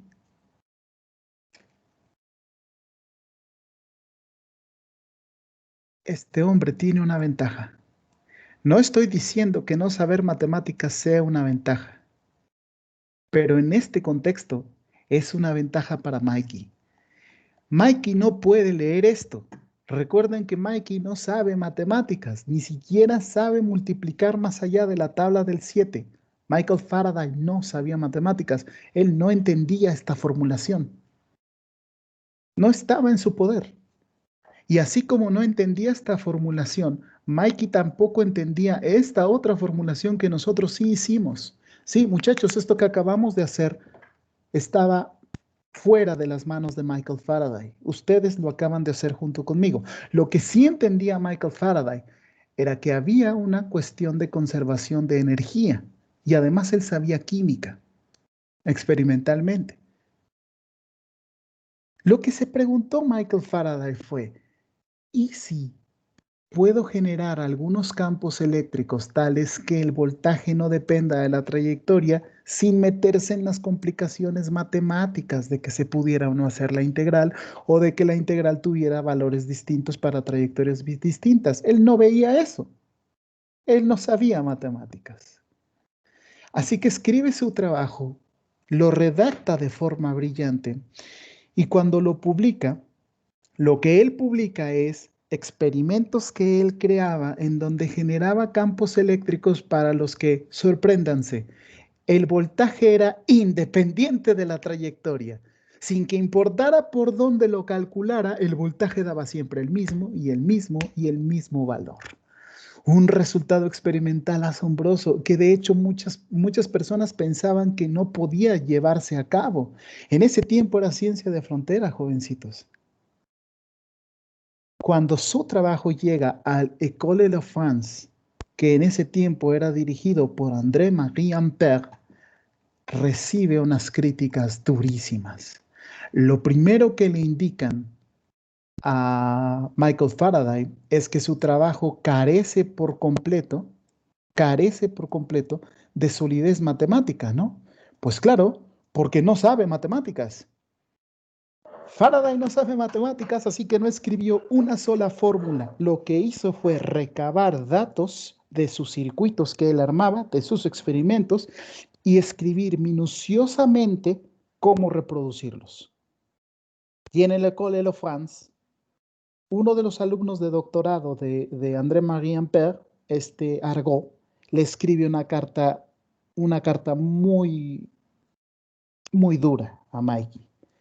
Argot, alumno de Ampère, le escribe diciéndole, sus fantasías solamente nublan el trabajo científico. Usted le haría un bien muy grande a la ciencia si dejara de insistir en esas fantasías. Eso le llegó a decir, llegó a decírselo Argot a Michael Faraday, ¿no? Sus fantasías estorban. Le haría un bien a la ciencia si simplemente deja de escribir esas pretensiones científicas que usted tiene, ¿no? Pero Michael Faraday sabía lo que estaba haciendo. Aquí la cuestión es esa. El que pensaba que lo tenía todo resuelto porque sabía muchas matemáticas era Argot. Ni siquiera Ampère. Faraday no le contestó. Faraday sabía que en el École de France había más hombres de ciencia. Y lo que hizo Ampère fue lo que cualquier hombre de ciencia hubiera hecho. A ver, en tu publicación dice que si hago estos experimentos obtengo ejemplos específicos de campos conservativos, así se llamaron. Campos en los cuales el voltaje no depende de la trayectoria. Se fue a su laboratorio, cogió el equipamiento, cogió el personal, lo puso a trabajar y cada uno de los resultados que Faraday había predicho en su publicación los reprodujo también Ampère. Fue un momento clave en la historia de la humanidad. A partir de ese momento, estos dos gigantes tuvieron una comunicación intensa con cartas científicas, porque Ampère se daba cuenta que le estaba escribiendo una persona con dotes científicos y experimentales superiores al personal que tenía en el École de France. Y en el École de France había lo mejor de lo mejor para hacer investigación científica en química y en física en ese tiempo. De alguna manera, este escocés, sin educación en matemáticas, se las había arreglado para poder producir un esquema de pensamiento más general.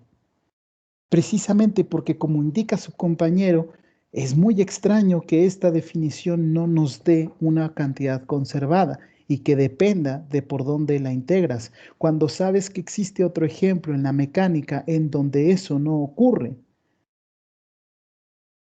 La gente se lo preguntaba matemáticamente y no llegaban muy lejos. Y hoy sabemos por qué, porque la pinche integral esta es bien difícil de trabajar. Es extremadamente sensible a las trayectorias para todos los tipos de campos eléctricos que le puedes enchufar ahí. Y en general, no se puede hacer. Y lo que hacemos los físicos es terminar llorando, rendidos frente al formidable problema matemático que representa esta maldita integral. Sin embargo, existen muchísimos casos en los que, de hecho, esta integral no solo es sencilla, sino que define cantidades conservadas. El primero en pensarlo fue Mikey. Ojo, no estoy diciendo que si sabes pocas matemáticas vas a ser mejor. De hecho, estoy diciendo lo contrario, porque una vez que André-Marie Ampère, un matemático de primera línea en Francia, fue capaz de comprender los resultados experimentales de Michael Faraday, empezó a avanzar la comprensión analítica de estos fenómenos. Y jóvenes, la física no es matemáticas, primero es evidencia observacional. No crean que porque les escribí aquí un puñado de cálculos y ecuaciones está todo hecho. Antes de que estos cálculos y ecuaciones llegaran, había evidencia de que la energía se conservara. Y Leibniz pensaron en esquemas para escribirlo de manera matemática. Es importante, es deseable, es notable.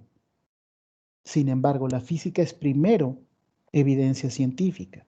Y aquí hay un ejemplo clarísimo de cómo es. Por cierto, les traje un nuevo retrato de Michael Faraday. Aquí se ve más guapo, ¿no creen?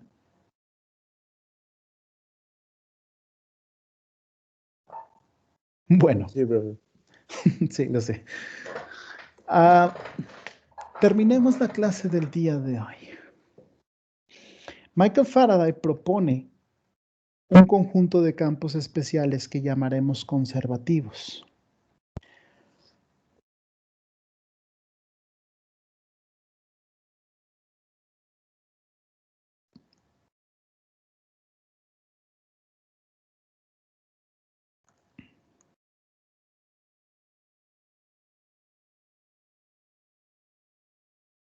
André-Marie Ampère, el de los amperios, el de la corriente eléctrica, es ese Ampère. Michael Faraday y André-Marie Ampère proponen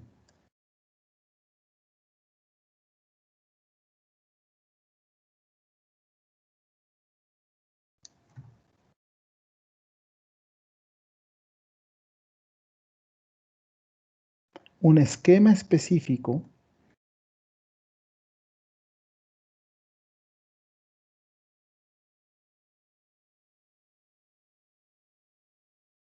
que define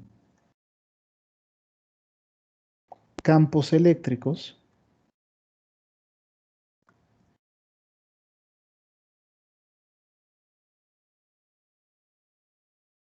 que ya no campos eléctricos para los cuales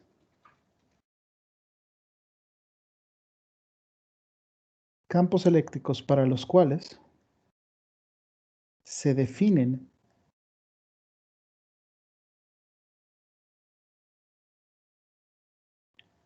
voltajes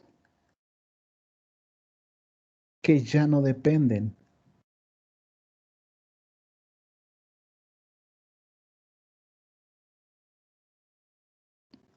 de la trayectoria.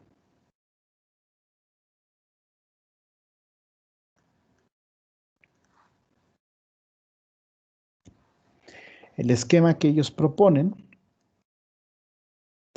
no tuvo mucho éxito al principio porque hubo mucha resistencia, o sea, tienen que entender esto.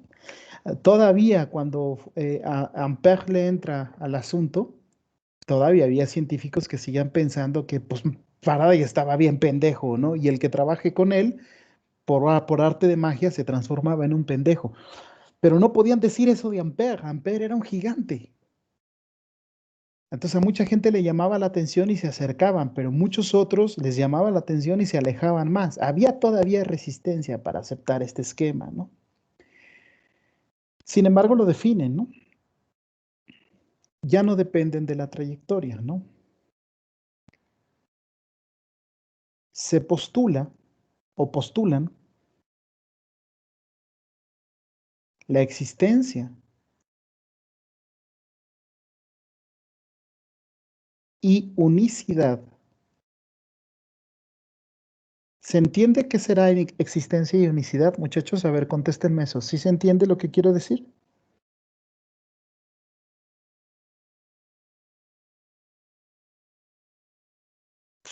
¿Qué es unicidad? Ok. Mira, resuélveme esta ecuación lineal.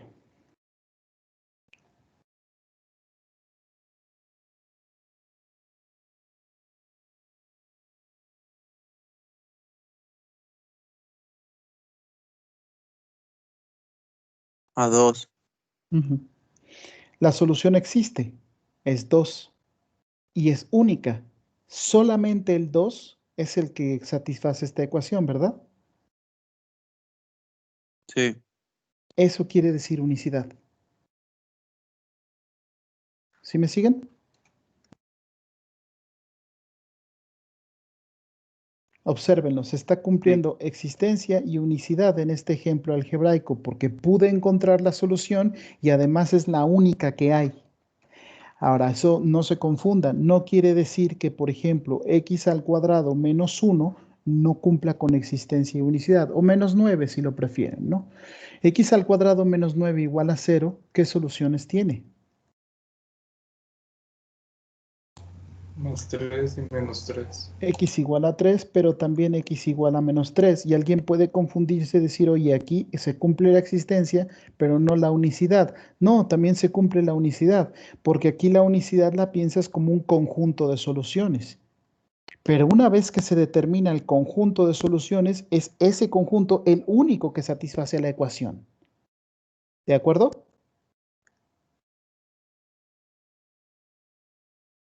Sí. ¿Ok? Entonces, Mikey y Ampère están proponiendo la existencia de una única función que va a definir al voltaje. Entonces se postula la existencia y unicidad de una función potencial.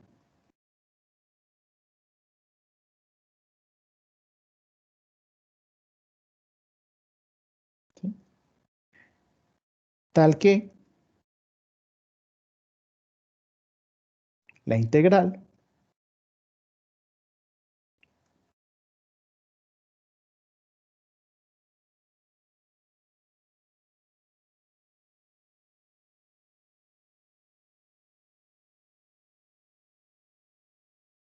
no depende de la trayectoria.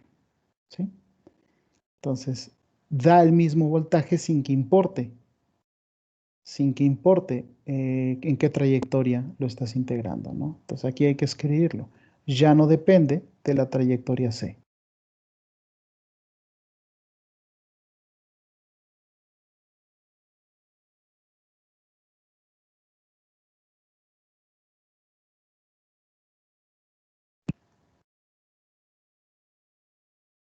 ¿Cómo se les ocurrió? Bueno, a Mikey no se le ocurrió porque Mikey no sabía matemáticas, pero el buen Ampère sabía que en la gravedad existía una integral que te conservaba la energía y que te podía definir el potencial gravitacional.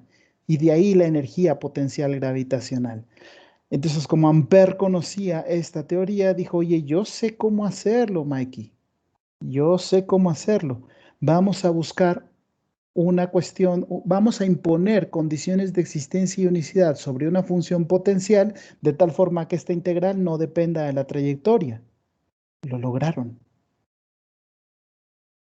Lo lograron.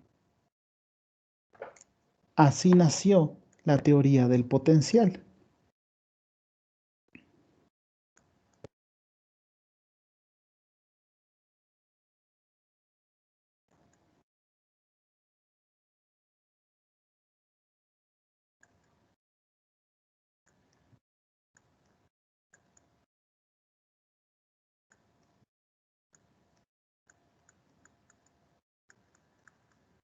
Cuando esto llegó a manos de James Clerk Maxwell, Maxwell lo formula de manera equivalente. Parece que es diferente, pero es equivalente, ¿no?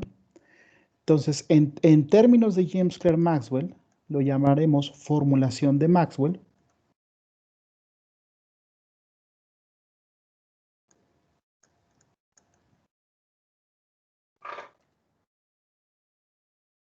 Tendremos mucho que decir pronto de Jimmy Maxwell, ¿eh? Formulación de Maxwell, ¿sí? Un campo eléctrico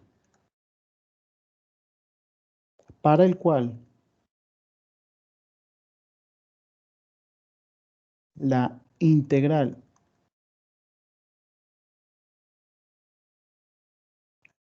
igual a menos la integral sobre alguna trayectoria C del campo eléctrico proyectado a lo largo del elemento diferencial de desplazamiento sea independiente de la trayectoria,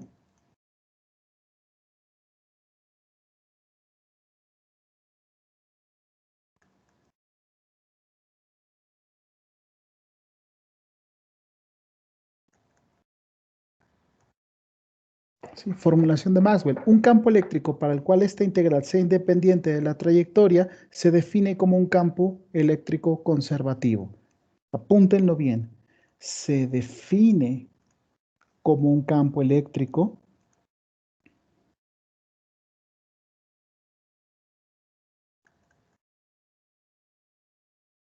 conservativo. Ahora, la formulación de Maxwell es más general que la formulación de Ampère-Faraday, muchísimo más general, ¿no? Porque Maxwell no solo demuestra que son equivalentes, sino que te dice por qué son equivalentes, ¿sí? Entonces llega Maxwell y dice, muy bien, perfecto, entonces un campo eléctrico para el cual la integral, esa de ahí, sea independiente de la trayectoria, se define como un campo eléctrico conservativo. Aquí al parecer Maxwell lo está haciendo diferente. Maxwell no se está fijando en el potencial electrostático, sino que se está fijando en el campo eléctrico, ¿no? Y tiene razón Maxwell, el campo eléctrico es un objeto más general, mientras que Ampère y Faraday pensaban que el potencial eléctrico era más general. Maxwell dice, no, no, no, aquí el que rifa bien es el campo eléctrico. Si podemos asegurar una propiedad de conservatividad, entonces ya tendríamos el asunto resuelto, ¿no? ¿Cómo es que lo logra hacer este Maxwell, no? Bueno, pues ahí en el pecado llevaba la penitencia, porque Maxwell lo que dice es, si tú derivas al voltaje con respecto de la posición y le pones un signo negativo enfrente, lo que vas a obtener es el campo eléctrico. Esta es la joya. Maxwell le está diciendo entonces a la formulación de Ampère, estoy de acuerdo en que existe ese potencial y es único. Como existe y es único, cuando lo derives con respecto a la posición con un signo negativo, vas a obtener al campo eléctrico. Y el campo eléctrico es la única verdad global que tenemos de los fenómenos eléctricos. Esta es la razón por la cual, y esto ya es una razón matemática, esta es la razón por la cual esta pinche integral va a dejar de tener ese problema de que depende de las trayectorias y ahora va a ser independiente de las trayectorias, lo cual nos va a hacer a todos muy, pero muy felices. Les debo la foto de Maxwell porque la foto de Maxwell la voy a poner cuando avancemos más en el curso, ¿no? Sin embargo, que quede claro, o sea, este trabajo se le ocurrió primero a este güey. Y, y batalló bastante para que lo tomaran en serio. Cuando los matemáticos de nivel lo empezaron a tomar en serio, sale esta propuesta, ¿no? Ellos se fijan entonces en que debe haber un potencial, una función potencial que exista y que sea única, tal que esta integral sea independiente de la trayectoria. Maxwell va más lejos y dice, ok, tomo eso, pero me fijo en el campo eléctrico y además te digo cómo obtenerlo en términos del potencial que tú calculaste. Asombroso. Una palabra más antes de irnos. Jóvenes, pongan atención. Para nuestro curso,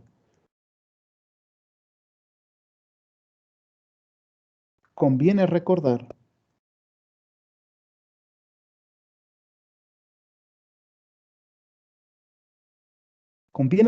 lo siguiente. Miren.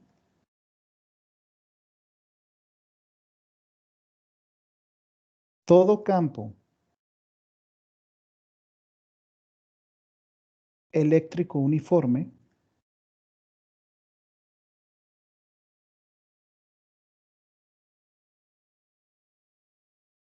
es conservativo.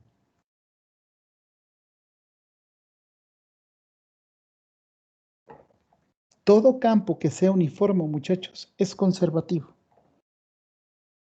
¿Sí?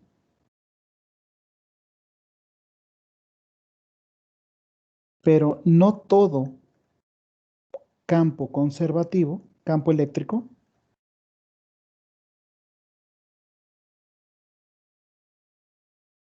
será uniforme.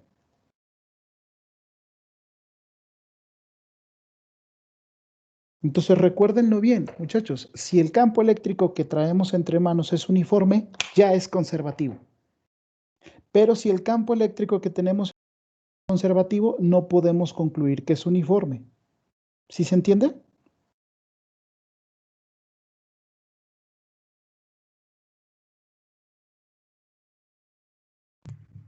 Sí, profe. ¿Sí? Ahí está entonces. Entonces, para nuestro curso es conveniente recordar esto, ¿no? Todo campo eléctrico uniforme va a ser conservativo. Ahora, ya les había dicho que nuestros campos eléctricos van a ser casi todos uniformes. Así que en ese sentido, no tendremos el problema de que la integral vaya a depender de trayectorias, porque va a ser un campo conservativo, un campo en el sentido de Maxwell y Faraday. Sin embargo, aun cuando tengamos un campo conservativo, no podremos asegurar que sea necesariamente uniforme.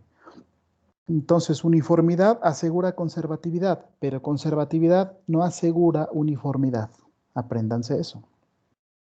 A partir de aquí, lo que haremos en las siguientes clases será construir entonces algo muy parecido a lo que hicimos acá, con las funciones de energía cinética y potencial, porque ya podremos hacerlo. Ya podremos decir, pues bueno, si ya no depende de la trayectoria, ahora sí, papacito, te voy a integrar, porque independientemente de por dónde suba las escaleras o por dónde llegue al punto para soltar una carga eléctrica, en este caso, bajo la influencia de un campo eléctrico, sin que importe por dónde, yo podré asegurar que no dependerá de la trayectoria y tendré siempre el mismo valor. Bueno, muchachos, este miércoles tienen examen. Van a tener que tener sus cámaras activas. Se van a responder 3 registros de asistencia. Al principio, a mitad del examen y cuando vayan saliendo, cuando terminen el examen y vayan saliendo, tienen que dejar registro de asistencia. Repito, al principio, a mitad del examen yo les digo en qué momento y cuando ya se vayan a ir o terminen el examen, antes de irse tienen que dejar su registro de asistencia. Son 3. Esto es protocolo. La asignación les va a dejar el examen que les voy a mandar en Forms. En la asignación también les mando el archivo en Word para el examen. Pueden usar ese archivo en ese formato para ir llenando su reporte de examen. ¿De acuerdo? Ok, profe. Bien, entonces terminamos por hoy. Pónganse a estudiar y nos vemos en el examen, muchachos. Pórtense mal. Profe, una última duda. Ajá, dime.